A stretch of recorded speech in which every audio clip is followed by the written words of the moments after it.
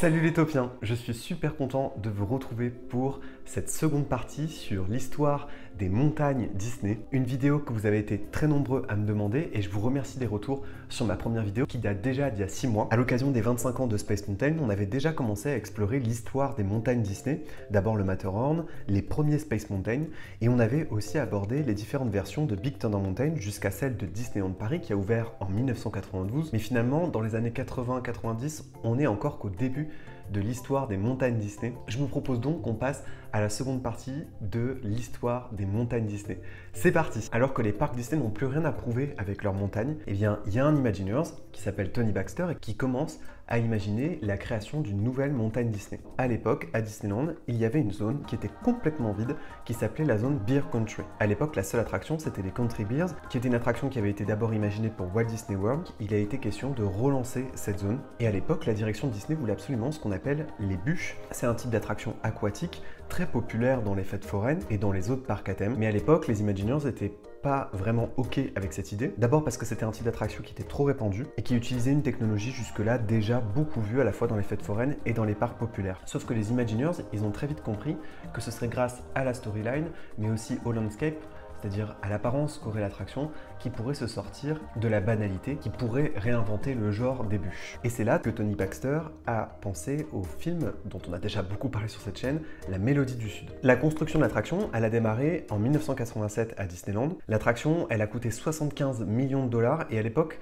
c'était l'un des projets les plus coûteux. Comme pour les coasters, les Imagineers, ils ne veulent pas qu'on devine la structure de l'attraction. Il faut que ce soit parfaitement intégré à un paysage qui raconte une histoire. Ils ont d'ailleurs tellement manqué de budget que lors de la fermeture de l'attraction America Sings, eh bien, les constructeurs ont décidé de utiliser des animatronics de cette attraction. Ces personnages qui d'ailleurs vont peut-être être utilisés dans le cadre de la réhabilitation de l'attraction qui intégrera désormais l'univers de la princesse et la grenouille. Et à l'époque, l'attraction aurait dû s'appeler Zippity River Run. Michael Eisner, à l'époque PDG de Disney, a refusé ce nom et il préférait que l'attraction s'appelle Splash Mountain. Très vite, cette attraction a été imaginée pour les autres parcs Disney. En 1992, elle a été ouverte à Walt Disney World. La même année, elle a aussi été ouverte à Tokyo Disneyland.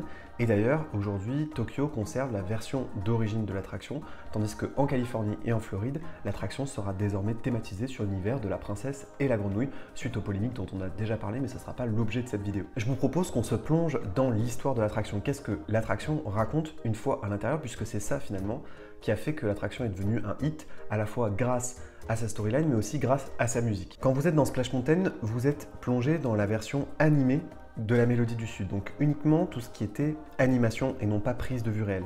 Ça veut dire qu'on est plongé dans les comptines de l'oncle Remus. Toutes les versions de Splash Mountain présentent à peu près la même histoire, mais il y a quelques variations et quelques twists qui sont un petit peu différents. On est toujours en train de suivre le lapin, qui lui rêve de quitter sa tanière pour explorer le monde et pour vivre son aventure. Le problème, c'est qu'il est toujours poursuivi par le renard, qui lui est déterminé à l'attraper et à le manger tout simplement. Sauf que le lapin, il est espiègle, il est malin, et il arrive à chaque fois à éviter les pièges, qui se retourne par exemple contre l'ours à un moment donné qui est complètement piégé dans l'attraction. Comme dans les courts-métrages, il y a quand même un moment où le renard finit par attraper le lapin et il menace de le faire rôtir pour le manger. Et finalement, le lapin s'en sort, mais il est quand même jeté dans le vide et c'est le moment de la chute. Mais heureusement, le lapin s'en sort indemne, il est de retour à la maison, tous les autres animaux voient qu'il est de retour et donc célèbrent ensemble son retour en chantant Zippity Doodah, Zippity Yeah. Bref, vous connaissez le générique de la chaîne de toute façon. Et au loin d'ailleurs, on aperçoit l'ours et le renard qui sont en train d'être poursuivis. Dans les précédentes vidéos, on parlait beaucoup d'innovation, de ce que les coasters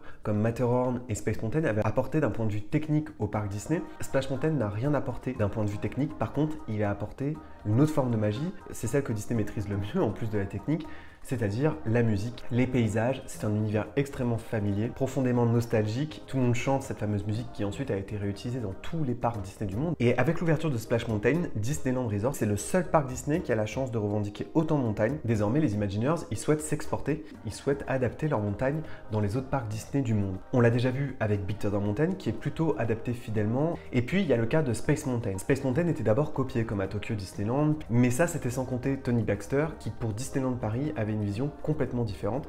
Déjà, il avait renforcé la storyline de Big Thunder Mountain, qui est quand même assez différente des autres versions, mais pour Space Mountain, il voyait encore beaucoup plus grand. Et donc il est temps qu'on aborde l'histoire de la plus célèbre des montagnes Disney. En tout cas, je considère que c'est la plus célèbre et la plus populaire, en tout cas à Disneyland Paris, Space Mountain, de la Terre à la Lune. Dans la première partie, on a parlé de ce qu'on appelle le Spaceport, qui aurait été un complexe d'attractions qui intégrait un Space Mountain. Et bien Disneyland Paris aurait pu avoir une attraction comme ça qui se serait appelée Discovery Mountain. Beaucoup d'entre vous connaissent cette histoire. Discovery Mountain, c'était conçu pour intégrer bien sûr le Space Mountain, mais aussi une variété d'autres attractions, et ça aurait été une partie du parc qui aurait été uniquement en intérieur. Il y aurait eu une grande version du Nautilus, il y aurait eu un restaurant sous-marin sur le thème du Nautilus qui aurait été à côté de l'attraction, il y aurait eu une copie de l'attraction Horizon d'Epcot, il y avait peut-être même une tour de chute qui aurait pu être intégrée sur le thème de Jules Verne, et puis on voit quelques vestiges de cette première thématisation. Il y aurait dû avoir des passerelles, des tubes qui auraient relié le Discoveryland Theater, mais qui auraient aussi relié le complexe de restauration de Vidéopolis. Bien sûr, le budget de Discovery Mountain, c'est tellement énorme que c'était impossible à monter à l'époque, surtout que Disneyland Paris souffrait de ses mauvais résultats, et donc Discovery Mountain est simplement redevenu un Space Mountain. En revanche, pas question pour les Imagineers de l'époque de revenir à une copie. Il s'agissait tout de même d'inventer un nouveau Space Mountain. Ce Space Mountain, il a été conçu comme une possibilité pour les voyageurs de se rendre dans l'espace, tel que Jules Verne l'avait imaginé lorsqu'il a sorti son roman De la Terre à la Lune en 1865. La version de Space Mountain à Paris, c'est la plus rapide des 5 versions. Je me souviens avoir croisé un cast member de Walt Disney World qui ne connaissait absolument pas cette version et qui était très détendu à l'idée d'aller faire du bobsleigh dans Space Mountain. Je lui ai dit non, c'est un peu différent, et je me souviens qu'il est ressorti avec les cheveux complètement hérissés, très étonné de ce qu'il venait faire, et il m'a tout de suite dit que ça devenait automatiquement son attraction Disney préférée. D'abord, c'est le seul Space Mountain à inclure des inversions. C'est aussi la seule version à avoir une partie du tracé en extérieur. D'ailleurs, il ne s'agit pas d'une montée traditionnelle, puisque dans les autres Space Mountain, on monte lentement vers le sommet de la montagne. On est propulsé à 64 km/h. C'est aussi une des premières montagnes russes Disney qui a réussi à bien intégrer l'audio à bord. Ça existait bien sûr à Casey Junior, mais là, ici, il était mieux maîtrisé, mieux synchronisé. La musique de Space Mountain est aussi complètement différente des autres versions. Elle a été composée par Steven Branson. Il s'inspire de musique composée par John Williams et s'inspire aussi, bien sûr, de la partition du film culte 20 milieux sous les mers, qui inspire une grande partie de Discoveryland à Disneyland Paris. Les guests, lorsqu'ils rentrent dans Space Mountain, ils rentrent dans ce qu'on appelle Stellar Way. Ça veut dire le chemin vers les étoiles. Et petit à petit, les guests s'approchent du quai d'embarquement. Ils sont dans des salles aux allures victoriennes et ils rentrent dans ce qu'on appelle le Baltimore Gun Club. Le Baltimore Gun Club, ce sont ces gens qui sont à l'origine de la construction du canon de l'attraction, et c'est eux qui ont découvert les plans, les dessins du Columbia et qui peuvent atteindre la Lune et réaliser ce voyage avec l'aide des visiteurs. Puis les visiteurs se retrouvent sur le quai et ils sont sur le point d'embarquer dans les fameux vaisseaux lunaires. À l'époque, ils étaient en bronze et en or. Désormais, vous le savez, ils sont toujours en or mais bleu aussi. Et donc dès le départ, les trains se dirigent vers le canon. Après que le canon est tiré, les visiteurs se retrouvent dans un champ d'astéroïdes. Ça commence vraiment à secouer. Puis d'un seul coup, ils sont avalés par ce qu'on appelle la Blue Moon Mining Machine. C'est une machine qui appartient au colonel Barbie Kane. C'est une sorte de machine industrielle construite par le président du Gun Club pour extraire les ressources minérales des astéroïdes. Heureusement, ils arrivent à échapper au danger de cet engin, mais à peine sorti, il se dirige vers un énorme astéroïde, puis soudain, le train, il atteint le point culminant du trajet et il se retrouve face à la Lune, dans une version très connue, c'est celle de l'adaptation cinématographique de Georges Méliès. Puis finalement, les trains retournent vers la Terre, ils retraversent de nouveau des champs d'astéroïdes et ils heurtent de nouveau des astéroïdes. Lorsque le train s'approche de la Terre, eh bien, il entre en fusion et les trains ont finalement atterri sur Terre dans ce qu'on appelle l'Electro-D Velocitor. C'est une machine qui permet d'arrêter soudainement les trains afin que la vitesse soit réduite lorsque les trains avancent vers la gare. Ça, c'était la première storyline de Space Mountain. On est passé à la mission 2, une mission beaucoup plus futuriste qui intégrait moins la notion de la Lune et moins l'univers de Jules Verne. Et en ce moment, Space Mountain raconte l'histoire d'une attaque galactique dans l'univers de Star Wars et l'attraction s'appelle désormais Hyperspace Mountain. Space Mountain est très souvent citée comme une des attractions les plus spectaculaires, les plus impressionnantes. Elle est souvent citée parmi les attractions préférées des visiteurs. C'est l'attraction à sensation par excellence.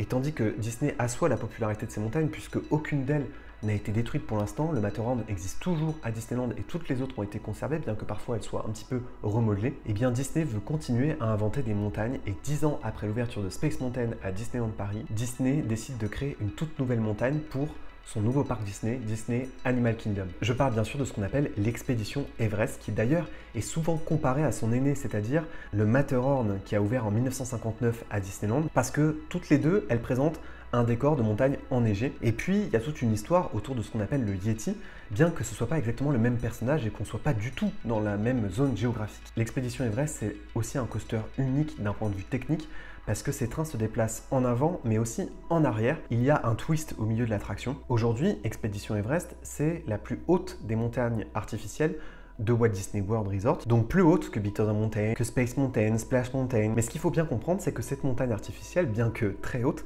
n'est pas vraiment une reproduction du mont Everest. En réalité, c'est la montagne interdite. C'est une montagne complètement fictive qui est gardée par le monstre, c'est-à-dire le Yeti dans l'histoire qu'a créé Walt Disney Imagineering. L'Everest est représenté derrière, qui est plutôt à droite, ce qui suggère en réalité qu'il est un peu plus loin. C'est une sorte de perspective forcée. Et cette attraction a finalement ouvert au public le 7 avril 2006. Il faut savoir que Walt Disney Imagineering a passé 6 ans à rechercher, concevoir et construire cette attraction. Les Imagineers ont même effectué des voyages dans l'Himalaya, comme à l'époque où Walt Disney s'était lui-même rendu sur le tournage de son film qui avait inspiré Matterhorn. Les visiteurs, ils commencent à rentrer dans l'attraction finalement un petit peu avant dans un village qui est dans un royaume fictif qui serait situé au pied de l'Himalaya, dans le nord de l'Inde. Et comme souvent, en Inde, il y avait un business autour du thé. Et donc les bâtiments étaient précédemment utilisés par une compagnie qui s'appelait la Royal Anandapur Tea Company. Et finalement, aujourd'hui, ces bâtiments presque à l'abandon sont réutilisés par une entreprise touristique qui envoie des randonneurs effectuer une expédition dans l'Himalaya. Vous voyez que ça ressemble un petit peu d'ailleurs à la storyline de Big Thunder Mountain. Expédition Everest, ce n'est pas le nom de l'attraction, mais c'est le nom d'un trek, c'est le nom d'un road trip spécifique organisé par cette compagnie qui s'appelle Himalayan Escapes. Et les entrepreneurs, qui sont d'ailleurs deux personnages qu'on peut apercevoir à plusieurs reprises dans les files d'attente, qui s'appellent Norbu et Bob, eh bien ils ont rénové des trains à vapeur qui à l'origine servaient à faire descendre les feuilles de thé récoltées dans les montagnes. Et donc ces trains utilisent un raccourci qui permet d'atteindre la montagne interdite, et certains pensent d'ailleurs que cette montagne est gardée par un Yeti. Dans la culture locale, le Yeti, il est considéré comme féroce, mais surtout protecteur. Il veut protéger son environnement. Et de manière générale, il s'oppose à ce que les hommes viennent dans cette zone et il veut les faire fuir et il veut rappeler à l'homme quelle est sa place dans la chaîne alimentaire et dans la nature. C'est aussi un message qu'il y a derrière cette attraction, c'est d'ailleurs un message qu'on retrouve dans toutes les attractions d'Animal Kingdom. Il est toujours insufflé l'idée que l'homme n'est pas le maître et que la nature finit par le rattraper. Une fois à bord des trains à vapeur, les guests, ils embarquent dans l'expédition. Lorsque le train monte la première colline, il traverse une sorte de caverne qui contient des artefacts, des objets sacrés qui permettent de vénérer le Yeti. Et lorsque les guests sont sur le point d'approcher la montagne himalayenne, c'est-à-dire l'Everest et la montagne interdite, eh bien ils découvrent que d'un seul coup, le tracé a été sectionné. Et tandis que les guests commencent à réfléchir à ce qui vient de se passer et ce qui va devoir se passer, eh bien on entend les rugissements du Yeti. Et donc on comprend qu'on est en danger et donc le train fait tout de suite marche arrière dans la montagne, sauf qu'en fait il va pas prendre exactement la même direction. C'est là où l'attraction est assez impressionnante et sensationnelle, puisque on chute à l'intérieur de la montagne, dans l'obscurité totale, donc c'est un peu comme Space Mountain, hein, c'est du coaster en intérieur, il n'y a pas vraiment d'inversion de looping, c'est quand même très impressionnant. Et d'un seul coup, les visiteurs, par le reflet de la lumière et grâce à une ombre, aperçoivent le Yeti qui est en train d'exploser un autre morceau du tracé. Et donc d'un seul coup, les visiteurs veulent s'échapper à nouveau et le train redémarre à toute vitesse. Et là, il fait une chute absolument démentielle depuis le haut de la montagne interdite. Sauf que là, on n'est plus en train de faire une randonnée, c'est une course-poursuite et on comprend que le monstre nous poursuit. Donc le train continue d'accélérer. Et finalement, dans la dernière grotte, on aperçoit un animatronique du Yeti qui se jette sur les visiteurs. Mais heureusement, les visiteurs ont fini par rebrousser chemin et ont quitté cette zone qui lui appartient. Donc tout le monde est rentré vivant, un peu secoué mais vivant. Donc voilà pour ce qu'il en est de Expédition Everest. Qu'est-ce qu'on considère désormais comme une montagne Disney? Dans ma vidéo précédente, vous m'avez posé des questions. Est-ce que Hollywood Tower Hotel est une montagne? Est-ce qu'on considère que les parcs aquatiques de Walt Disney World sont des montagnes? Eh bien oui, on considère qu'elles le sont, même si elles ne portent pas toutes le nom de montagne. Mais Disney a bien compris l'importance de ce qu'on appelle ces points culminants qui permettent aux visiteurs de s'orienter, mais aussi de l'impressionner, de l'évader, de lui faire vivre une aventure incroyable. Et aujourd'hui, Disney continue de perpétuer cette tradition des points culminants et des montagnes Disney. Elles prennent simplement des formes différentes. Encore merci pour vos retours sur la première vidéo et merci d'avoir regardé cette vidéo si vous êtes arrivé jusqu'à ce moment. Et n'oubliez pas que vos rêves sont éternels. Bye les toplants!